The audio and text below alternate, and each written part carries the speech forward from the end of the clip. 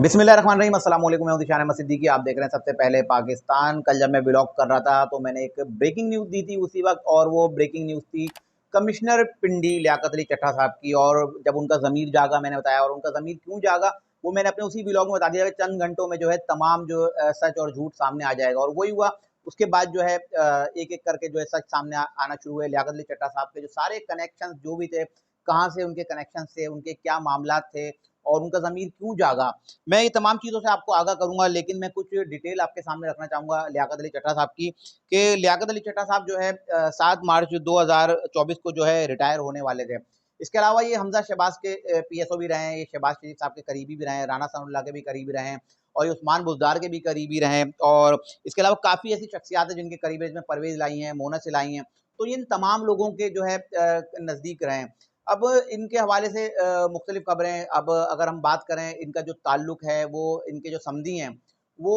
लाहौर के एक बहुत बड़े जो है हाउसिंग सोसाइटी के जो है ओनर हैं। इनके बेटे का नाम जो है अम्मार है, और अम्मार की शादी जो हुई है वो इन्होंने की है लंदन में। और जो अम्मार की जो वाइफ हैं और जो इनकी बहू हैं, वो पाकिस्तान तहरीक इंसाफ की सपोर्टर हैं। एवन फील्ड रेफरेंस जब चल रहा था और मियाँ साहब जब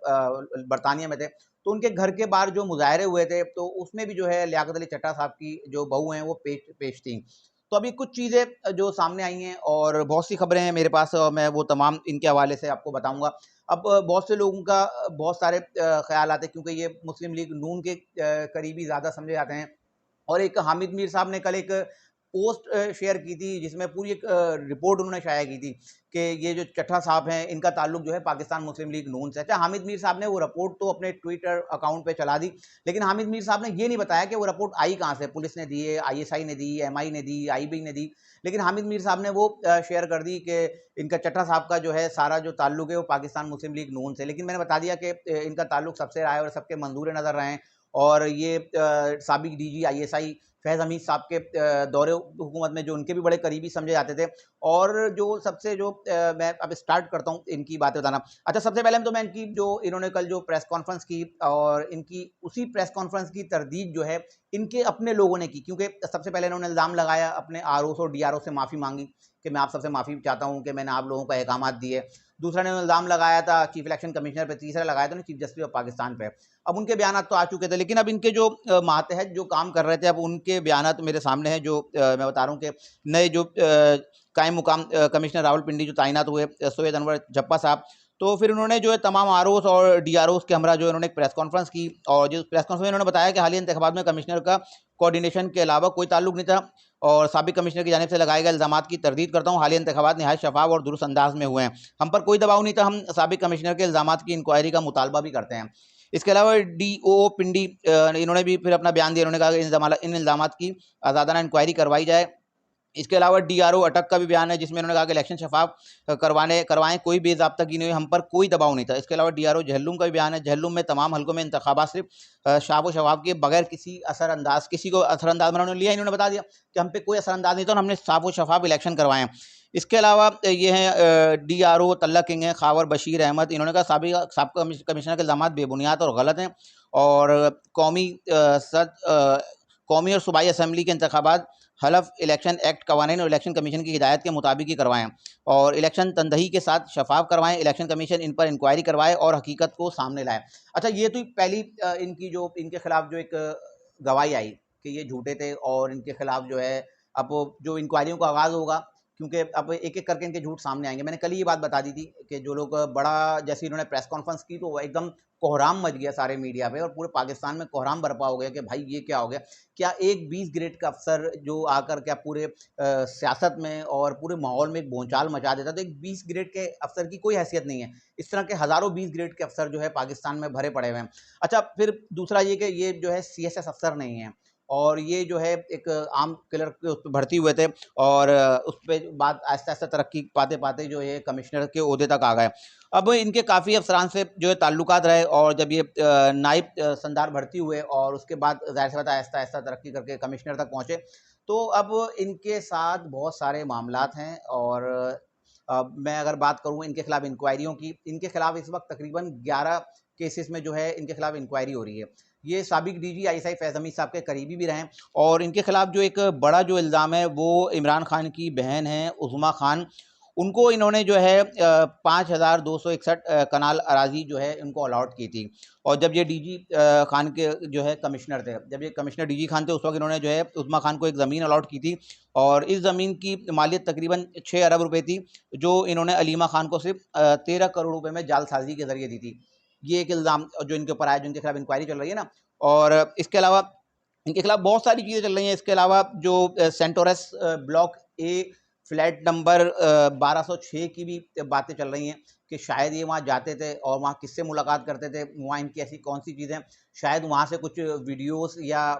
तस्वीरें अगर वहाँ का रिकॉर्ड निकाल लिया जाए, क्योंकि अब वो तो पूरे पाकिस्तान की सालिमियत पर हमला किया है ना। तो अब ये जो सेंटोरस ब्लॉक ए 1206 फ्लैट नंबर भी बता रहा हूँ मैं आपको, इसकी सीसीटीवी फुटेजेस निकाल लें और वहाँ अगर इंक्वायरी कर लें कि जब वहाँ क्या करने जाते थे, वहाँ कौन कौन आता था और उनके क्या मामला थे। तो अमूमन देखा गया है ना कि कुछ लोगों ने इससे पहले माजी में जब जिन्होंने बयानात दिए हैं स्टेट्स के खिलाफ, तो बाद में जब उनका जब कच्चा चट्टा खुला तो फिर उन्होंने बताया कि हमारी कुछ ऐसी वीडियोस थी कुछ लोगों के पास जिसके प्रेशर में आके हमने इस तरह के जो है बयानात दिए हैं। अब बहरहाल अगर इनके 2 आईफोन हैं वो तो खैर कब्जे में ले लिए गए हैं और उस पर मुकम्मल इंक्वायरी हसास इदारों के पास वो दोनों आईफोन हैं, क्योंकि कमिश्नर जो पिंडी हैं इनके हवाले से बहुत से लोगों का कहना है ना ज़हनी मरीज़ हैं, तो एक ज़हनी मरीज़ को पिंडी का कमिश्नर नहीं लगाया जा सकता, क्योंकि कमिश्नर पिंडी देखें, वैसे तो पूरे ओवरऑल पाकिस्तान में कहीं भी कमिश्नर लगता है तो उसको शायद इतने इदारों से अप्रूवल नहीं लेना पड़ती होगी, लेकिन पिंडी ऐसा शहर है जहाँ जो है तकरीबन 6 इदारों से अप्रूवल लेना पड़ती है, जिसमें आईबी है, आईएसआई है, एमआई है और इसके अलावा स्पेशल ब्रांच है, पुलिस है और दीगर एक इदारा है। तो इनकी अप्रूवल के बगैर कमिश्नर पिंडी को लगाया ही नहीं जा सकता। तो ये ज़हनी मरीज़ तो नहीं है, ये प्री प्लान्ड पूरा एक गेम है और इसके पीछे जो है जो मकासद हैं, मैं उस पे अब आहिस्ता-आहिस्ता आ रहा हूँ। मैंने बता दिया कि इनकी बहू इन्वॉल्व, इनके खिलाफ 11 इंक्वायरियाँ चल रही हैं और इसके अलावा मैंने सेंटोरस ब्लॉक जो ए 1206 फ्लैट नंबर मैंने बता दिया, उसमें जो मामलात हैं वो भी अब सामने आ जाएँगे। तो इसके अलावा अब जो अहम जो पेशरफ्त हुई है ना, वो हुई है कि पाकिस्तान तहरीक-ए-इंसाफ का एक व्हाट्सएप ग्रुप है, उसकी कुछ चैट्स अब मंज़र-ए-आम पर आई हैं और इस ग्रुप को कौन लीड कर रहा है? इस ग्रुप को अमेरिका से लीड कर रहे हैं पाकिस्तान तहरीक-ए-इंसाफ, अमेरिका के social media head doctor Arsalan Khalid इसको हेड कर रहे हैं। तो कुछ वो जो है व्हाट्सएप चैट अब जब मंज़र-ए-आम पे आई है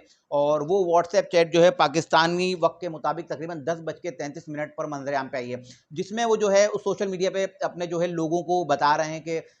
कमिश्नर पिंडी से जो है लियाकत साहब से बात हो गई है, अब वो जो है पिंडी स्टेडियम जा रहे हैं। मतलब वो उनकी मूवमेंट पहले से उस व्हाट्सएप चैट ग्रुप है ना, उसमें बता रहे हैं कि अब ये पिंडी स्टेडियम जाएंगे, वहाँ ये प्रेस कॉन्फ्रेंस करेंगे, फिर वो उसमें अहकामात देते हैं अरसलान खालिद के जो है फ़ौरन आप एक्टिव हो जाओ और जो चीज़ें मैंने आपको भेजी हैं इसको फौरी तौर पर हामिद मीर, काशिफ और इमरान और अली जान, मतलब काफ़ी सहाफ़ियों के नाम है ना कि उनको जो है इसको फॉरवर्ड कर दो। अब ये मैं उस वाली बात कर रहा हूँ जो हामिद मीर साहब ने एक लेटर जो अपने पोस्ट कर दिया ना, क्योंकि उसमें तो उन्होंने बताया तो नहीं ये कौन से इदारे की जानिब से इनकी जो है किरदार की जो एक रिपोर्ट जो इन्होंने शाया की है, ये मेरे पीछे आप देख भी रहे होंगे। तो ये इन्होंने कौन से इदारे ने शाया की, हामिद मीर साहब बता दें कि आईएसआई ने दी, एमआई ने दी, पुलिस ने दी, स्पेशल ब्रांच ने दी। तो उसके बाद जब ये हामिद मीर साहब ने तकरीबन ये जो पोस्ट की थी, ये हामिद मीर ने की थी तकरीबन अपने जो उस पर 5 बजे पोस्ट की थी और ये उस सोशल मीडिया जो ग्रुप है पीटीआई का व्हाट्सएप ग्रुप, उस पे इन्होंने तकरीबन ये 10:30 बजे अपलोड की थी। तो उसमें जो है डॉक्टर अरसलान खालिद ने कहा कि ठीक है अब हम जो है अपने मकासद में कामयाब हो रहे हैं, अब आप लोग जो इसका हैशटैग बनाएं और उस हैशटैग में उन्होंने कहा कि आपने एक ही चीज़ रखनी है और उसी को सर फहरिस्त रखना है कि साडा हक इत्थे रख। तो उस साडा हक इत्थे रख पे उन्होंने टॉप ट्रेंड बनाया और उन्होंने कहा बस इससे हटना नहीं आपने। तो उस पर जो है एक और चैट आई, वो आई है पाकिस्तान तहरीक इंसाफ के एक और रहनुमा इफ्तिखार दुरानी, जो उन्होंने उसी पे चैट की और उन्होंने कहा ठीक है इस हैशटैग को तो आपने बिल्कुल अपनाना है, लेकिन आपने मेन टारगेट करना है आर्मी को। तो अब ये इनकी मुल्क दुश्मनी की जो सबूत है अब ये सामने आ रहे हैं कि किस तरह से बैरून मुल्क में बैठ के ये पाकिस्तान की सालमियत को ख़तरे में डाल रहे हैं। और ये मेरी अपनी बात नहीं है, सब रिकॉर्ड्स की बातें हैं और मैंने अपने कल व्लॉग जब करने बैठा था मैंने तभी ये बात बोली थी कि ये चीज़ें सामने आ जाएंगी, इनकी वाबस्तगियाँ भी सामने आ जाएंगी। जबकि इनके हवाले से एक खबर और भी ज़ेर गर्दिश है कि ये जो है मरीम नवाज़ साहिबा से मिलने चाहते थे, क्योंकि अब अगली सीएम जो है मरीम नवाज़ साहिबा है ना, तो ये जो लियाकत अली चट्टा साहब हैं ये मरीम से ही मिलना चाहते थे और ये उनसे जो है मोहतसिब की वफाकी सूबाई मोहतसिब की जो है एक सीट लेना चाहते थे। तो मरीम नवाज़ इनसे मिली नहीं, कि बाकी सबसे ताल्लुक अच्छे थे। तो एक ये भी खबर इनके हवाले से ज़ेर गर्दिश है। लेकिन अब इनका ज़मीर जागना, ये तो सबको पता है। मैंने बता दिया कि इनके समधी की एक बड़ी हाउसिंग सोसाइटी है, इनके बेटे जो है अम्मार वो अब अरबपति खरबपति हो गए हैं। अच्छा, इन्होंने ये इतने बाज़मीर इंसान हैं कि इन्होंने अपने बच्चे की शादी भी लंदन में की है, इन्होंने पाकिस्तान में नहीं की। मतलब ये इतना बाज़मीर इंसान है ये लियाकत अली चट्ठा कि इसने जो है अपने बच्चे की शादी जो है लंदन में की, पाकिस्तान तक में गँवारा। भाई अगर तुम्हारा ज़मीर जाग गया, अगर तुम बाज़मीर इंसान हो, तुमने जितना पैसा कमाया ना अब तक बतौर कमिश्नर, मुख्तलिफ ओहदों पे रह के, तुम्हारे खिलाफ इंक्वायरियाँ चल रही हैं अरबों रुपए की, वो सारा पैसा तुम एलानिया जो है किसी भी एनजीओ में दे दो, फिर हम मानेंगे भाई आपका जो है ज़मीर जाग गया। आपका बच्चा जो बाहर बैठा हुआ है, आपकी बहू जो पाकिस्तान तहरीक इंसाफ की सपोर्टर है, उनसे सारे पैसे जो आपने लगाए हैं, जो आप गए शादी करने बैरून मुल्क, ये थोड़े कम पैसों की बात तो नहीं है, ये लाखों की बात तो नहीं है, ये करोड़ों की बात है। तो अब आपका भांडा फूट चुका है और आप रिटायर हो रहे थे 7 मार्च को और 15-20 दिन पहले आपका ज़मीर जाग गया। यकीनन अब हमें पता है कि आपको पेंशन की ज़रूरत तो नहीं है, आपके पास इतना माल बन चुका है। और आप इनके हवाले से तो ख़ास तौर पे जो हनीफ़ अब्बासी हैं, उन्होंने बड़ा अच्छा इंकशाफ किया। उन्होंने 12 घंटे मेरे पास आए हैं, मुझसे मिले हैं, मुझे मुबारकबाद दी है और 12 घंटे में इनका ज़मीर कैसे जाग गया। अब ये कमिश्नर साहब का जो सेल फ़ोन कब्ज़े में है और इनकी जो चैट होगी डॉक्टर अरसलान खालिद से, तो अब सामने आ जाएगी और बहुत सी चीज़ें जो है वो मंज़र-ए-आम पर आने वाली हैं। और ये जो एक फ्लॉप, जो एक ड्रामा किया गया था ना अमेरिका से बैठ के पाकिस्तान तहरीक इंसाफ की जानिब से, जो उन्होंने हमारे इदारों को ख़ास तौर पर पाक फ़ौज को उन्होंने जो निशाना बनाने की कोशिश की थी, उसमें वो मुकम्मल तौर पे नाकाम हो गए और हर दफ़ा की तरह इन्होंने इस दफ़ा भी अपने मुँह की खाई है, चाहे शोर करें, कुछ भी टॉप ट्रेंड बनाएँ, कुछ भी करें। सबको पता है कि ये हमेशा से ये ट्रेंड कहाँ से चलते हैं। और आखिर में मैं एक बात अपनी करता चलूँ कि मैंने कल भी की थी कि हुकूमत साज़ी के हवाले से हुकूमत बनेगी, कोई मार्शल लॉ नहीं लग रहा, कोई इमरजेंसी नहीं लग रही। और मैंने बताया था कि अब ये पिंडी वाला जो मामला हुआ ना, इसके बाद से शायद पाकिस्तान मुस्लिम लीग नून को भी खतरा होगा, क्योंकि मैंने सिंध की बात की थी, जीडीए के एहतजाज की, उसमें पाकिस्तान पीपल्स पार्टी हिट थी कि ऐसा ना हो कि हमसे सिंध लेके जीडीए में शामिल जमातों को दे दिया है। इसी तरह पिंडी वाले मामले से अब जो है मरियम नवाज जो सीएम बनने वाली है, अगर वहाँ अगर कुछ चीज़ों पे अगर रीपोलिंग होती है, सीटें हार जाए, तो मरियम नवाज की सीट जो है खतरे में पड़ सकती है। और अगर पंजाब इनके पास नहीं रहेगा तो वफाक भी इनके पास नहीं रहेगा, क्योंकि सब लोगों का ये ख्याल है ना कि हम अपने अपने सूबे लें, मजे करें, क्योंकि 18वीं तरमीम के बाद जो है सूबे जो है खुद मुख्तार हो चुके हैं और उनको बड़े जो है इख्तियारात दिए गए हैं। तो सब ये सोच रहे थे हम अपने अपने सूबों में हुकूमत बनाएंगे और मजे करेंगे, लेकिन एस्टैब्लिशमेंट ने इनको दो कह दिया कि ऐसा नहीं हो सकता कि आप जो है सूबों में मजे करें और वफाक को लावारिस छोड़ दें। तो इनको एक पैगाम दे दिया गया पिंडी से, यकीनन मुस्लिम लीग नून को भी पैगाम मिल गया, सिंध से जो है पीपल्स पार्टी को पैगाम मिल गया। और अगली हुकूमत में आपको पहले ही बोल चुका था, क्योंकि मैं अपनी बोल रहा, ये बाद में कब से बोलता आ रहा हूँ कि हुकूमत तो पाकिस्तान मुस्लिम लीग नून की बनेगी और जब हलफ बर्दारी की तकरीब होगी उसमें पाकिस्तान पीपल्स पार्टी के वुज़रा भी शामिल होंगे। मीटिंग्स हो चुकी हैं और एक कल हतमी मीटिंग जो है इन दोनों की, पाकिस्तान मुस्लिम लीग नून और पीपल्स पार्टी की कोर कमेटी की, कल एक हतमी मीटिंग है और उसमें देख लीजिएगा ये फैसला वो दोनों मिलकर जो है आइंदा हुकूमत साजी करेंगे। ये थी आज की कुछ इंतजाम खबरें, जिसके बाद मैं हाजिर होता हूं इंशाल्लाह मज़ीद खबर नई तरीका फिर हाजिर हूँ। तब तक के लिए याद दीजिए अल्लाह हाफ़िज़।